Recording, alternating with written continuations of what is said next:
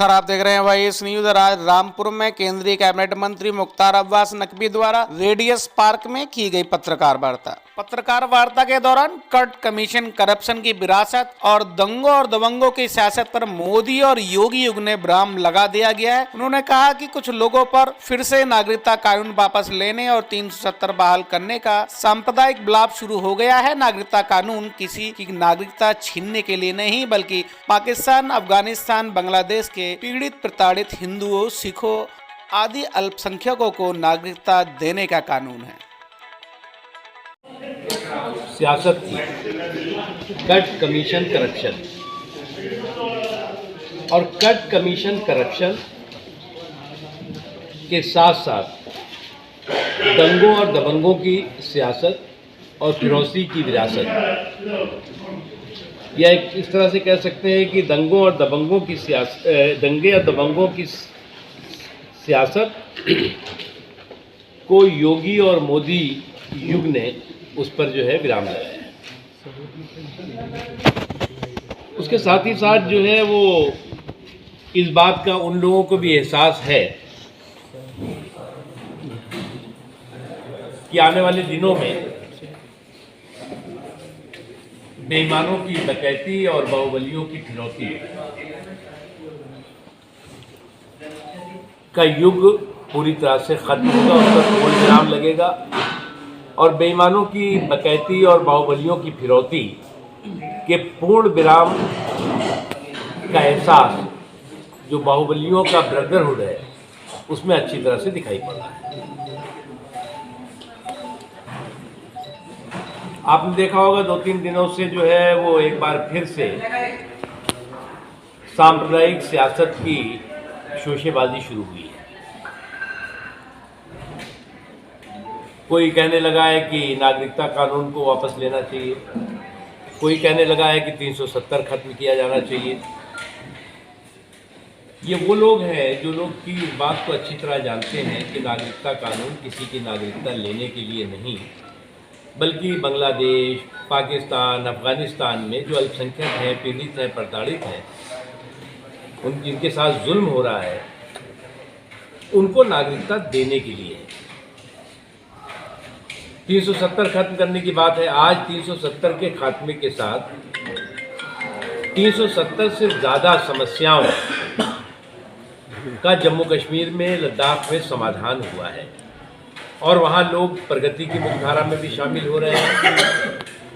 ज़्यादा रजिस्टर्ड मस्जिद है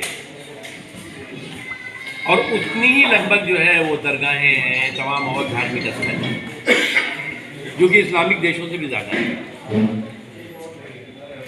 उसके अलावा जो है वो लाखों की संख्या में चर्च हैं और भी धार्मिक स्थल हैं।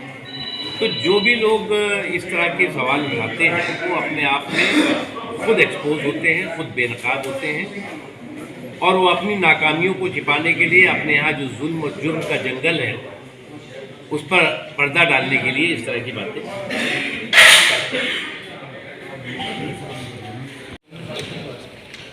हिंदुत्व को मजहब के साथ, धर्म के साथ जोड़ने की जो कोशिश कर रहे हैं वो शुद्ध रूप से जाहिलियत भी है और कहीं ना कहीं जो है वो हिंदुस्तान की संस्कृति और संस्कार को बदनाम करने की कोशिश की है।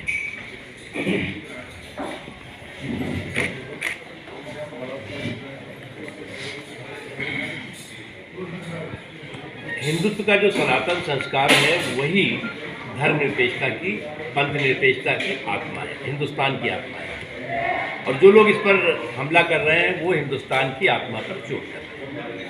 इसलिए मुझे नहीं लगता कि हिंदुस्तान का कोई भी व्यक्ति इस तरह के हरकतों को, इस तरह के सांप्रदायिक सोच को और इस तरह के षड्यंत्रकारी चीज़ों को, चाहे वो उधर से हो रही हो पाकिस्तान से और या यहाँ पर जो लोग बैठे हुए हैं वो उनके सुर में सुर मिलाकर इन साजिशों के हिस्सेदार, भागीदार बन रहे हैं, उन्हें स्वीकार करें।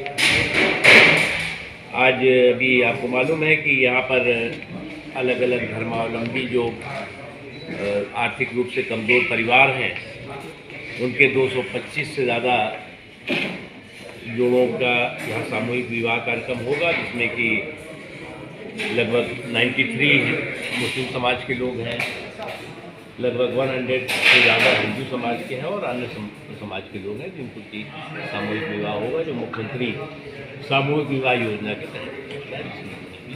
आप लोग भी आमंत्रित हैं। आप लोग कोई प्रश्न है? नकवी जी, कृषि कानून को लेके मोदी जी ने वापस लिया है तीनों कानून, जबकि किसान वहाँ पर भी आंदोलित है। वो कह रहे हैं कि जब तक एमएसपी को नहीं करेंगे तब तक हम लोग नहीं जाएंगे। क्या कहेंगे? देखिए, एक बहुत बड़े लीडर का एक बहुत ही बड़ा फैसला है और जो हमारा अन्नदाता है वो अन्नदाता के सरोकार पर किसी भी तरह का सियासी या सांप्रदायिक तड़का लगाने की कोशिश करना किसी भी रूप में ठीक नहीं।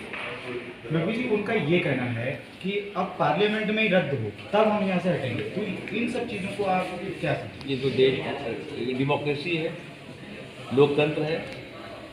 मोदी जी की सरकार से पहले वापस लेना ये कितना फायदेमंद आपको? हम इसको फायदे नुकसान के साथ देखते नहीं।